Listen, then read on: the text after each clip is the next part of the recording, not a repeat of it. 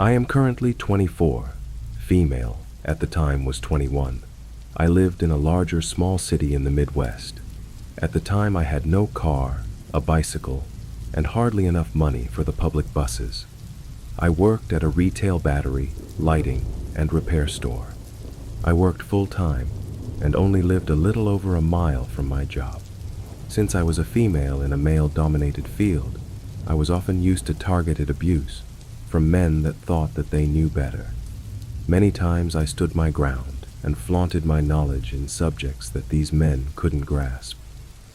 Because of my willingness to learn and my close proximity to work, I often worked all sorts of hours, mostly by myself. This time I wasn't the person closing and had a co-worker, Joey, 22 male, who came in for a part-time shift after he wrapped up classes at the local college. We had a close friendship, and we often stood up for each other and stood in when we were flustered or needed to go to the bathroom in the back.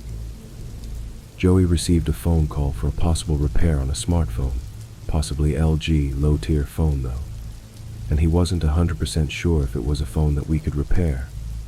He asked the young female caller to stop by for a consult. She had quickly agreed and said that she would stop by at around 5:30 p.m.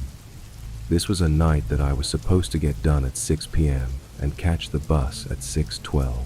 It was a windy, drizzly, early fall night. I remember this because I had my bike with, and it became my anchor that night. A little before 6 p.m., this frantic, terrified, bawling 19-20-something-year-old woman came into our tiny shop.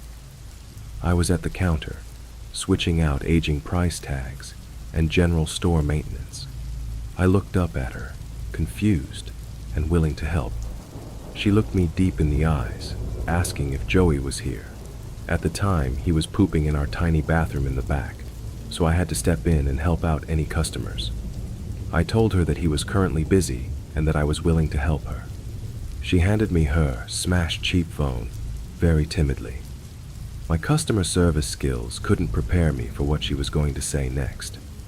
She quietly told me that her boyfriend, who was out in his red mini truck in the small front parking lot, had gotten angry and smashed her phone when she tried to call her sister that afternoon. I took the backing off of the phone and tried to research the model for any possible screen repair. No results found.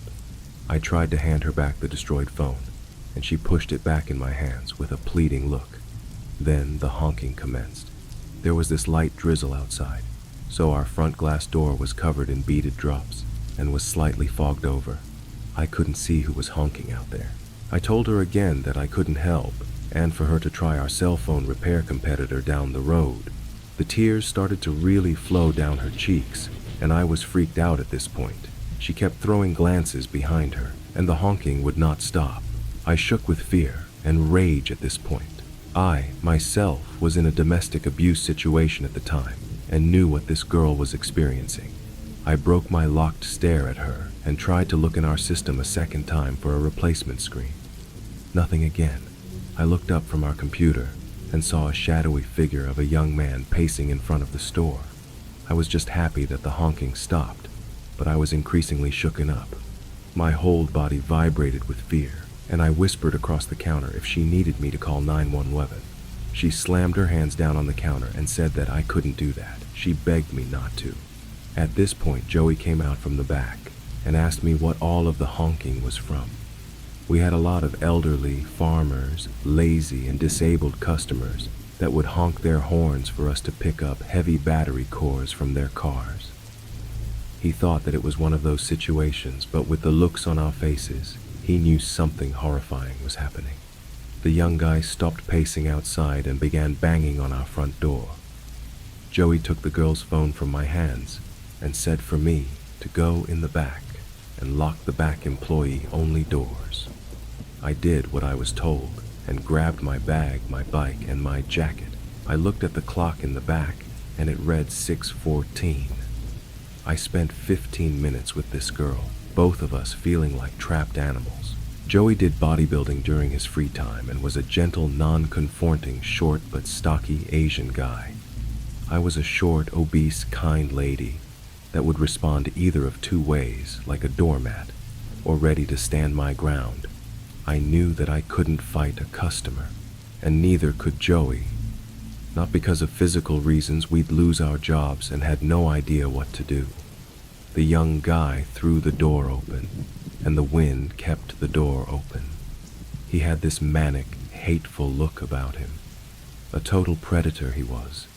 He was slim, but muscular, early to mid-20s, and was soaked by the rain. He took the broken phone off the counter and took the girl in tow. He hurled insults at us, and I gave the girl a pitied look. He slammed the door back shut, and both Joey and I stood in absolute silence. He snapped out of it and ran to the front door and locked it. I told Joey to call our manager from our store landline and stood around while he did. I noticed that the guy had moved his truck directly in front of our door. He was watching us from his truck, watching us behind the counter as we were on the phone with our manager.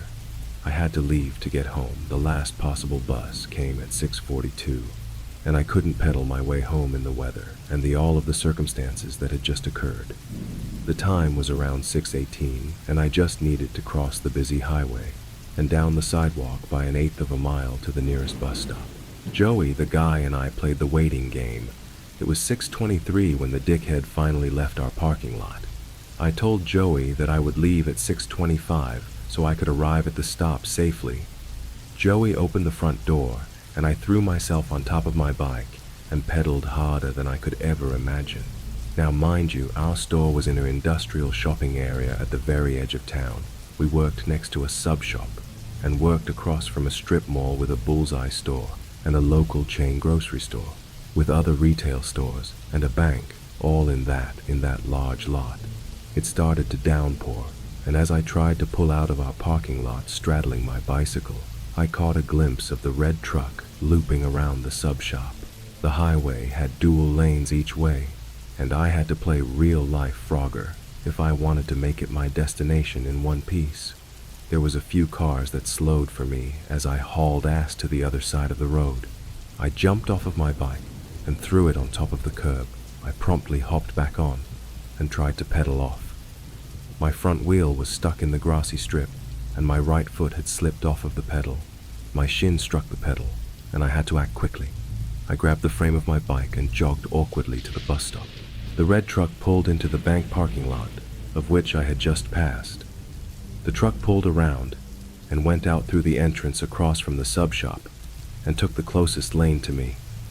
He went at a crawl and turned at the red light so he could circle the main parking lot of the shopping center. There was 3 ways to get into that parking lot. One to the left, one in the center, slightly off to the right across of the sub shop, and the other far to the right next to the grocery store. I stuck to the sidewalks since it felt safer and was in front of people. The truck patrolled the parking lot, the hunter stalking its prey. I felt cold, sore, and cornered just like an injured animal. There was a couple of cars that pulled into the left entrance of the parking lot, causing the truck to stop from re-entering the lot again. I almost collapsed in the shitty small bus stop, and I felt my phone buzz. I saw that it read Joey, so I rested my bike on my person to answer the call. Joey told me that he was watching, and even though he had an elderly couple in the store that he was helping, that he wouldn't allow the guy to hurt me. I started to cry. All of this had just gotten to me. The red truck looped around once again and again. I saw the bus pull up early at 6:39, and I couldn't be happier. I knew the driver since I used the buses to get around town, errand shopping, and to get to and from work. I had my stupid fucking bike to worry about.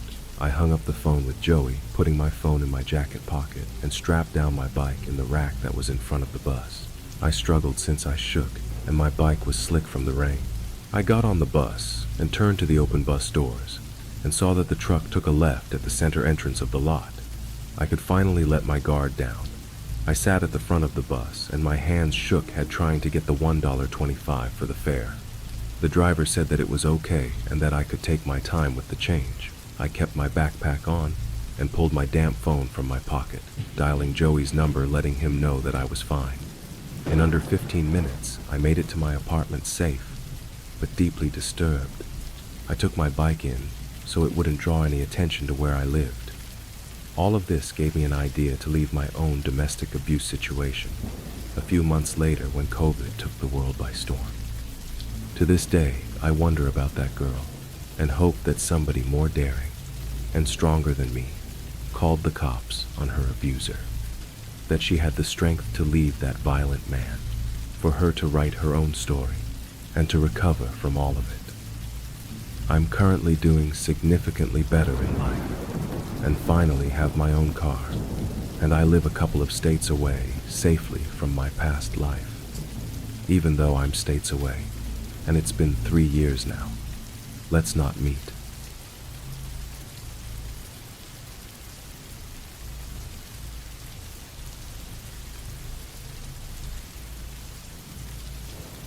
I'm a girl living in Northern Europe. I won't go in too much detail where this happened, because I don't want people to recognize me from this story. This story takes place in October, when I had a part-time job in this research center. This was in a bigger city, not like in the middle of it, but it was a 30-minute bus ride from where I lived at the time. Keep in mind that the workplace was in an industrial estate, so the only people that really spent time in the area were the workers from these companies. I worked all 3 shifts, mornings, evenings, and nights. But I did mostly night shifts because none of my coworkers really wanted them. And I'm a night owl anyway, so that 10 p.m. 6 a.m. shift worked well for me. This happened on one of these night shifts. It was a Thursday night, and I was one of the 3 workers there that night. We did not work together. We all were in our own departments, doing different kind of work, also far from each other in the building.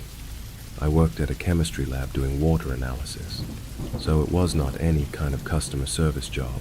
We were basically all alone, and it got usually really quiet and rather peaceful. We had no security guards, but it was quite impossible to enter the building without an identification card. All doors were locked, and everyone that worked there had these cards where you hold it in the sensor on the door, and it opens. You also got to use the card when leaving the building. These locked doors were not only on the outside, but also inside the building. So if someone somehow managed to get through the first door without the card, they could not get any further in the building, to the labs, for example. The door locks again immediately after you get in or out. Considering that, we never had to really worry about someone uninvited getting in, even in the nighttime. This particular night, I took a bus and headed to work. I greeted my co-workers that were leaving as their shifts had just ended and met the other night shifters in the women's dressing room. All normal. I was in good mood, and so were my 2 co-workers. When our shift started, we parted our ways and went to different labs. I was 3 hours into my shift at 1 a.m. when I decided to take my 20-minute break. The 2 co-workers had went to their break earlier than me, so I had to go alone this time. Our break room was this lounge where was a couple of long tables, chairs, mini kitchen, and a bathroom. I'm not gonna lie, this big hall with old flickering ceiling lights was not my favorite place to be alone at 1 a.m. when the whole building is almost empty and it's pitch black outside. There were big windows in the lounge, but I could not see anything out of them, just darkness. There was always this same eerie vibe at nighttime, so I was used to it. 5 minutes into my break, I decided to go outside to smoke a cigarette. I put a jacket on, took my shit with me, and opened the door with the card. We had this smoking place in the back of the parking lot, about 1 minute walk from the door. If I said I wasn't scared to be alone in an empty parking lot at night as a young girl, I would be lying. This was the only thing I really did not like about the night shifts, but I really needed that cigarette. Nothing bad had ever happened, and I live in a generally safe country, so I just hoped for the best. There was this nasty white plastic chair in the smoking place. I sat in it and lit my cigarette. From the smoking place, I could see clearly to the entrance of the building. There were bright lights above the door. Usually I just stared at that door without even noticing it. I mean, it was a night in industrial estate area, and there were not many interesting things to look at. All of a sudden, I noticed a person walking up to the door. It was a man with a trench coat and a top hat, holding a briefcase. I had never seen this man before, in my work or anywhere near this place. This man stood still in front of the door, not moving at all, facing the door. Even though nothing seemingly bad had happened yet, just a weird man standing by the door. I cannot even explain in words how scared I was. I had to somehow get past that man to get back inside. He doesn't know I'm there. He didn't see me. What if he does something to me when I'm trying to get inside? Is he trying to get inside? What does he want? And who is he? This was the only door where I could enter the building from outside, so I had no choice but try and ignore that man on the door and get inside. What on earth is this weirdly dressed man doing in this area at 1 a.m.? There is clearly something he wants from us, and I wasn't even sure if I wanted to know what that was. I started walking towards the man and the door while he was still standing, not knowing I'm here in the parking lot. The closer I got, the more scared I got. I had to stop and think again. I knew it was part of my job to confront unwanted people trying to get in and tell them how to contact our customer services. But keep in mind, this was 1 a.m. weird man who appeared out of thin air and an 18-year-old girl alone. I had this gut feeling that I should not go to that door. I decided to call my coworker that was there that night and ask if she could meet me at the door and let me in, so I didn't need to face this man alone. I went and hid behind my coworker's car that was in a parking lot to make a call. I was hiding behind the car in this position where I could still see this man through the car windows. I wanted to see if he leaves and where he goes. My coworker answers the call, and when I start whispering in the phone and explaining the situation, I watch in horror as the man turns around and stares right at the car I was hiding behind. I don't think he saw me, but he for sure heard there was a woman talking behind this car. What happened next is straight from a horror film. When this man found out there is someone behind the car, he started slowly and quietly approaching me, not knowing I could see him through the window. And here's the thing, he did not walk, he did not run, he was on all fours, crawling towards the good damn car. I couldn't even scream, I just froze from fear, and the phone dropped from my hand. When this man was getting closer to the car, I see both of my coworkers opening the door, waving and screaming at me to run and come in. Did not need to tell me twice. I ran inside so fast the man didn't even have time to react. When he got up and started running after me, the door was already closed. The second he heard the door lock itself, he turned around and started speed walking away, eventually disappearing into the darkness. We called cops immediately, and they came not long after. They did not find anything or anyone. That man disappeared as fast as he had appeared, and no one has seen him since. After the shift, my coworkers walked me to the bus stop and waited with me till the bus arrived, making sure I get home safely. Forever thankful to these lovely women for opening the door for me before that man got me, and God know what he would have done to me. I haven't done any night shifts after that, and for sure never will.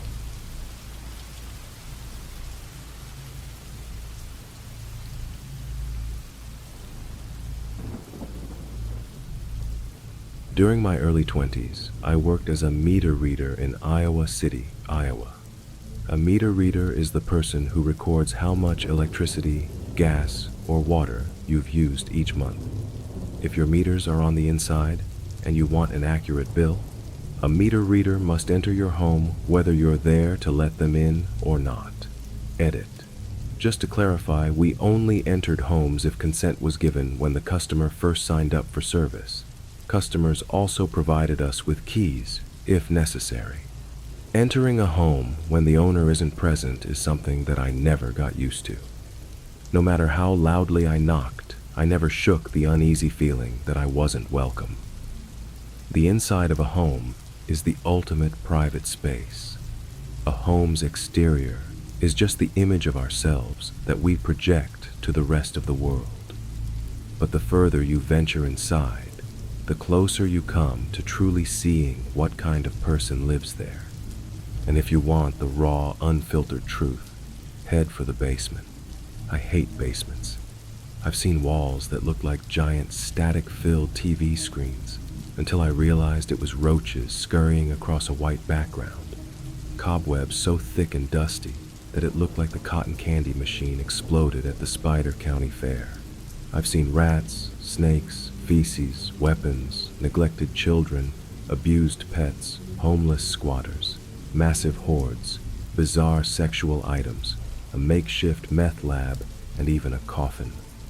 There are rational explanations for all of these things. Well, maybe not the coffin, but there was one basement where what I found was beyond the grasp of logic, and that's what made it so terrifying. It was an old apartment house. From the outside, it looked like every other house on the block. I entered the back door and found myself at the top of a staircase. I ran my hand along the wall until it grazed a light switch. I flipped the switch, but no lights turned on. I wasn't carrying a flashlight. A typical route involved 5 or 6 hours of walking, so I carried as little as possible. Oftentimes I used the light from my handheld screen, but it only illuminated whatever was about a foot in front of it. So armed with the world's worst lantern, I made my way down into the darkness. Once at the bottom, I blindly shuffled across the room, one baby step at a time. With arms outstretched and head down, I eventually reached the far side of the basement. I shined the dim light from my handheld along the wall and discovered 2 doors. Each door led into its own small room. I chose the door on the right and found the meters in the far corner. As I entered the reeds, I began hearing noises coming from the other room.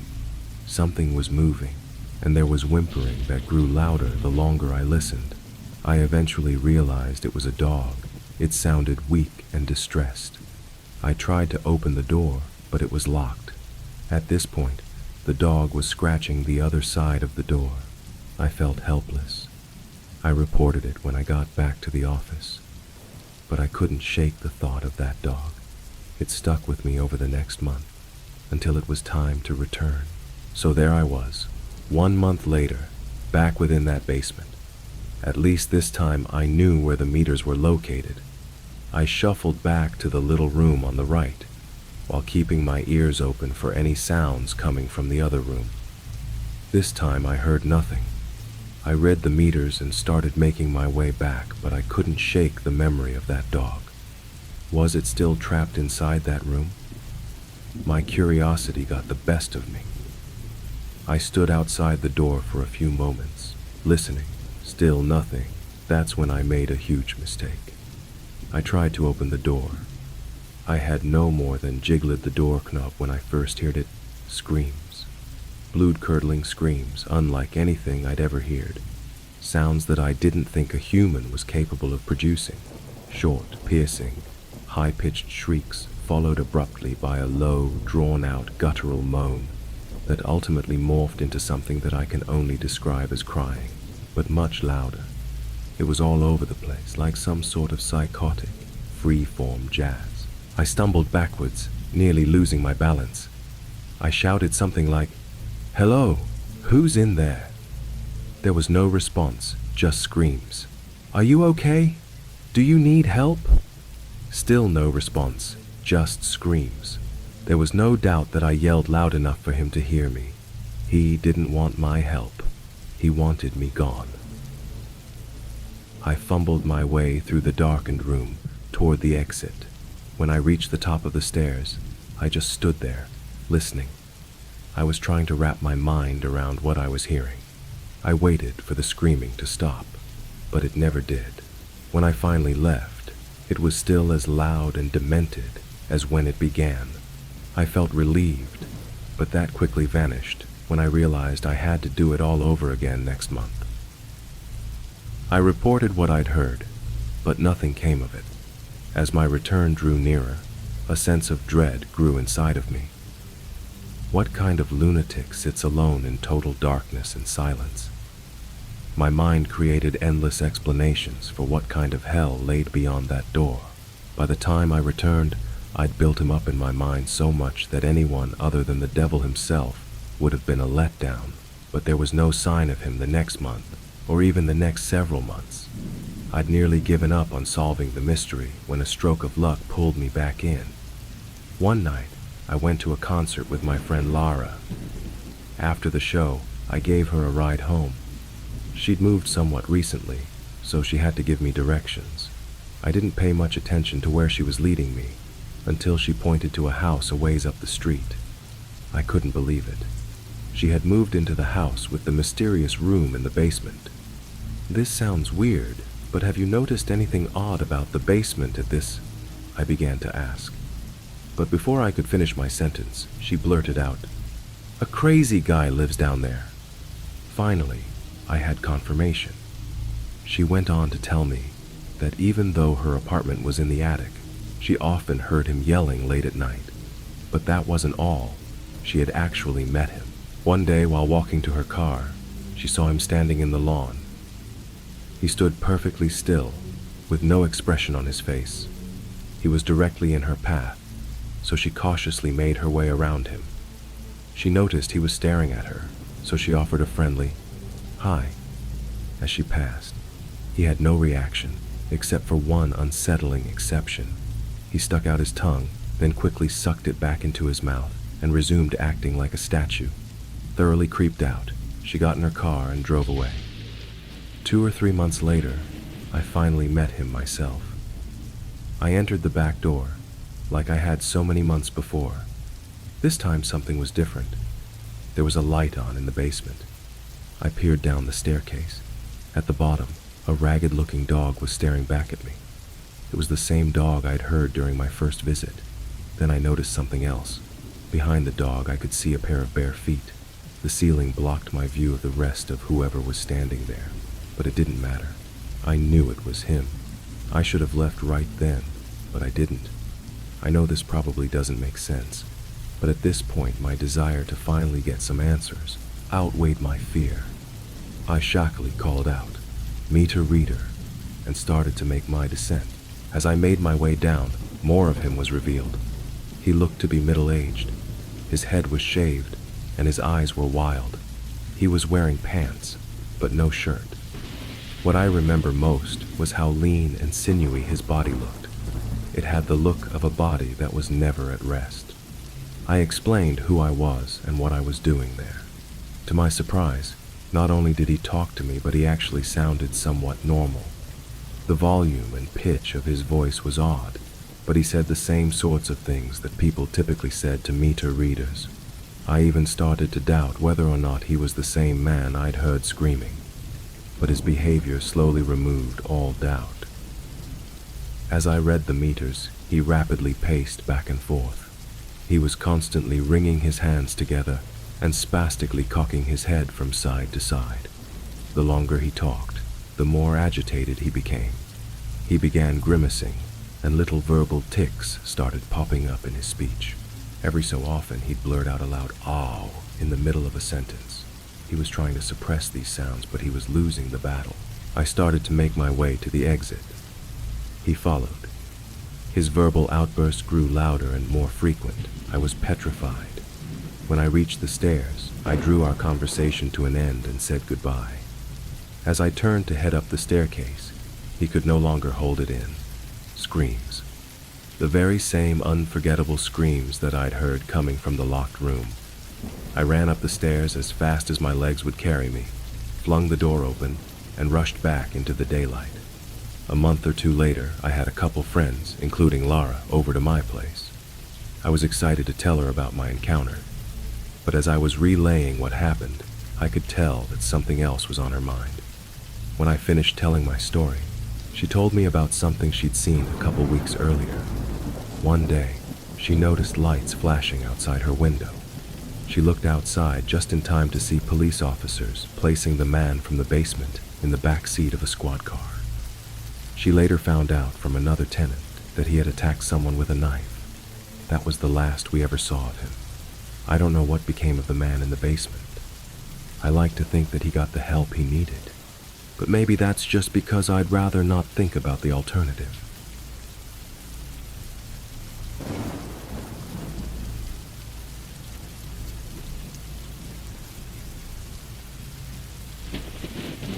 This started about 6 months ago, I was getting ready for bed in my room.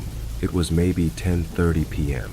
My curtains were closed, so I couldn't see out the window, but I heard 3 hard knocks on the glass of my window. Of course, that scared the living shit out of me, so I didn't even look and ran and got my dad and made him look.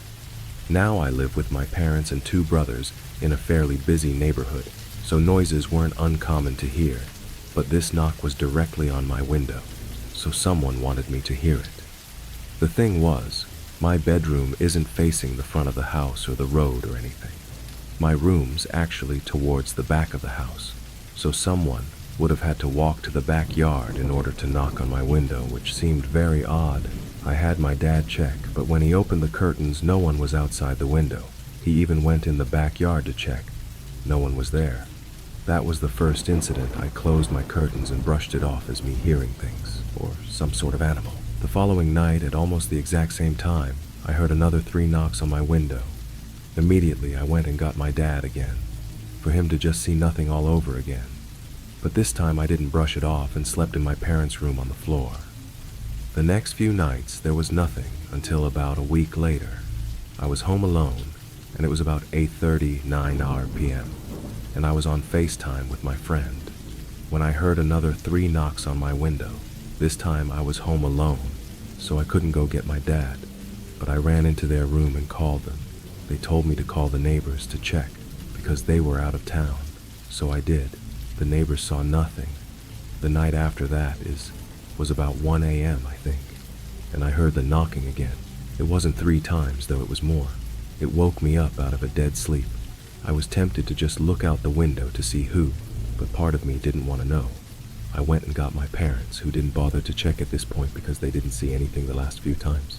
I kept hearing the knocking for the next few nights after, to the point where I ended up just sleeping on the couch.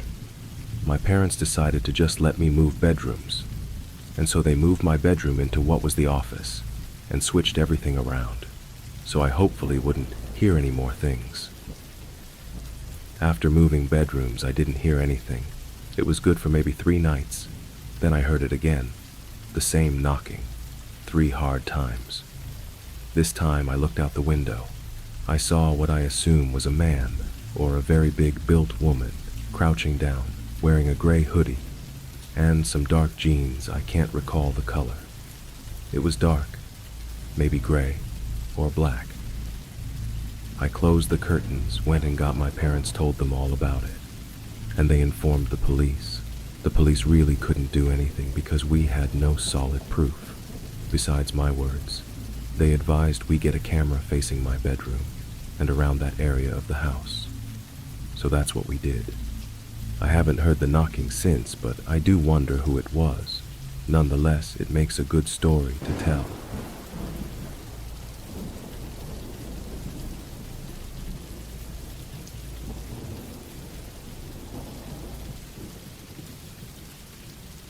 So I've been a huge fan of this and other similar Reddit pages for years now, and finally have a fitting story of my own. Quick bit of backstory: me, 32 years old male. My brother, 28 years old male, and disabled mom all lived together in a trailer about 30 minutes from Nashville, Tennessee. I was wary of moving there at first for the stereotypes you may hear about trailer parks, but luckily we've had 0 issues in the 10 years. We've been here, very nice neighbors, well-kept yards, etc., etc. Okay, story time. So about a week ago, we were finally putting up our Christmas tree, drinking probably too much beer, listening to Christmas music, Christmas spirit in full swing. During our random banter, my brother says, "Oh yeah, I can't believe I forgot to tell you earlier today at work. The owner had to kick out some guy who was acting super creepy." My brother works as the stalker at a family-owned little market about a mile from our home. He went on to tell me this younger-looking guy was pacing the aisles, sometimes standing still for minutes at a time and not responding when the owner would ask if he needed help finding something. After about 20 minutes of this, the owner asked him to please leave because he was scaring the customers, and without a word, he left. We continue with our good time hanging ornaments, drinking, getting our mom involved, with the ornaments, not the drinking, of course. And all is good. We wrap up around 10:30 p.m., help our mom to bed, she's in a wheelchair, and decide we might as well finish off the ton of beer. We have left and admire our decadal tree. Around 11:30 we decide to go out on the front porch to share a cigarette, as we usually do when we've tied on a good buzz. My brother opens the door and almost immediately closes it. I ask what's up and he says, "Holy shit. The guy I was telling you about, just like Michael Myers, walked down the street past our house." I thought that was pretty strange, but wasn't super concerned. We waited for a few minutes, then went and smoked as usual and went back inside. My brother and I aren't troublemakers at all, but I'm pretty confident in our ability to defend ourselves if we had to. At this point, these are just thoughts in the back of my mind though. After all, I hadn't even seen this guy yet. Fast forward to about 2 a.m. We're more than drunk enough to go ahead and call it a night after one more ciggy. My brother opens the door, and within seconds I hear him say, "Whoa, whoa, hey man, you good?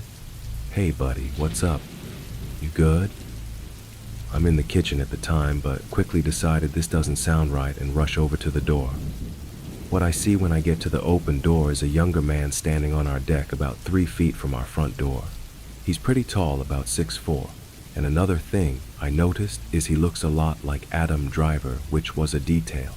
My brother jokingly mentioned it earlier during tree time, so I'm realizing for the first time this must be the guy he's been talking about. One thing my brother must have not got close enough to notice at work though was this guy's eyes. I'm not exaggerating when I say I've never seen anything like it. His body language wasn't super menacing, but his eyes were the strangest combination of wide-eyed bewilderment and fury. Like us opening our front door confused him and also made him very, very angry. I joined my brother in explaining to him that it's late and he should head home. After what I'd say was about 30 seconds of staring, he just walked off without a word. I peeked out of our blinds to make sure he really left and saw nothing. We both tried to laugh it off and were saying things like, "Well, that was pretty weird, huh?" But it took a while for my adrenaline to taper off. The thing I kept thinking to myself that bothered me was those 30 seconds to me felt like he was the one deciding what the next move would be. But what that could have been, I have no idea. I also didn't love that my brother said, when he opened the door, he was already standing there. So for how long? We calmed down, watching YouTube videos. And after another 30 minutes or so, I say to my brother, "Okay man, let's just go to bed. I'll take one more look outside to be safe." But felt like it wasn't really necessary. I open the door and he's back again. The streetlights are spaced very far apart in our trailer park, but at the edge of our driveway, there I see his silhouette, probably 50 feet away again, just staring at our front door. I feel I should mention he's not there texting or on the phone with someone. He's just there. I feel bad in hindsight because I'm sure this poor guy definitely has mental health issues. But between being drunk and exhausted and the look he gave us earlier, I was over it. I finally put some bass in my voice and said, "Hey man, you can't just stand in our driveway. You're being creepy, dude. Just please leave. I really don't want to call the cops on you, so don't make me." This seemed to work. His demeanor didn't change at all, but the word cops seemed to do the trick. He turned around and walked away. I hope we handled it well. I understand and empathize with people with mental health problems and have friends and family who unfortunately suffer from those things. However, I still can't shake the feeling that something bad could have happened that night. He didn't finally leave our porch earlier that night until I showed up to the door, essentially making him outnumbered, and even then, still he came back after. I hope he's okay out there. We haven't seen him since. I also hope not calling the police wasn't a bad choice, and that he isn't out there with bad intentions on somebody else's front deck at 2 a.m. who lives alone or is elderly, etc. I wish I could have figured out what that was all about, but during every interaction my brother had with him that day and night, he never spoke a word. Pretty fucking creepy.